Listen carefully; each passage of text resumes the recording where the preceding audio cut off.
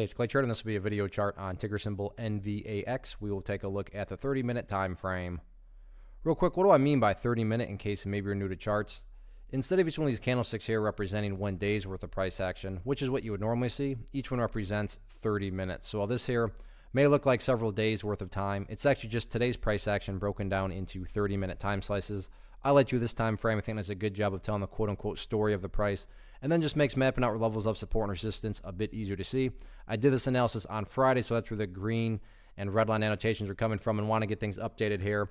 Although from a presentation standpoint, this one is actually very tricky to do because there's a whole lot of perspective that goes into it. What do I mean by that? Well, if you're a day trader and you bought right there, or maybe you bought right there, or even right there, and you wanted to sell within 20 minutes after buying, then yeah, for you the chart's looking pretty rough. Now, if you care about the big picture of things, then yeah, I get it. There is a big pullback today. But from the big picture, today, that's 1 day. Looking at multiple days, the bulls still have plenty of opportunity to build a higher base. And as long as you have higher bases being built over longer periods of time, that's how those long-term uptrends are constructed.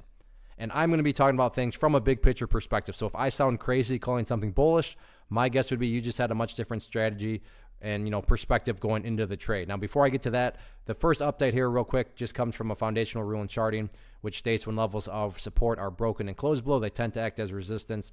So $1.50 was a level of support going into today, but now that the price is broken below it, this would be considered an area of resistance. Although before you even talk about doing battle with the $1.50 resistance, the first resistance in the shorter term is going to be that purple line right there, which is the 50-period simple moving average. You can see right there already the price tried to bounce up and get through it, but was rejected right there. Don't get me wrong, I'm not saying it's impossible to break through that purple line or the $1.50 mark, just saying that, according to the chart, those are going to be the areas where you could, stumble across some sellers. Now, what about these levels of support? And to really kind of just best illustrate this, I'm just going to put in a level of support. And right now I'll say by no means am I saying the price is going to go down to this area or anything like that, but an overall support at $1.30. So let's just say, for example's sake, that the price actually is going to keep on pulling back all the way to $1.30. Again, not saying that'll happen, but just to really illustrate this point here. Again, big picture perspective. Keep that in mind. If you're a day trader, then you do not care what I'm talking about right now. But the price comes down here, flirts around here, and then starts to head its way back upwards. What would you have in this situation? Well, you'd have a set of lows right here. You'd have this space of lows right here. You'd have this base of lows down here. If you picture each one of these as stair steps, the overall stair steps would still be going in the upwards direction.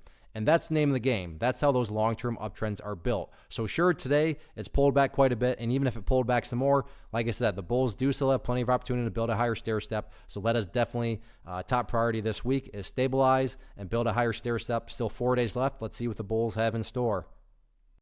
One of the biggest questions I get is, hey Clay, how do you find the stocks that you trade? So what I've done is put together a free resource guide where I talk about the tools that I use to locate stocks that I find interesting and think may have potential. So if that sounds like something that could add value to you as a trader, then click on the image that is up on the screen right now and I will email you the guide. The guide itself is very short and to the point, and best part, it's completely free. Thanks for watching the video. Let me know if you have any questions.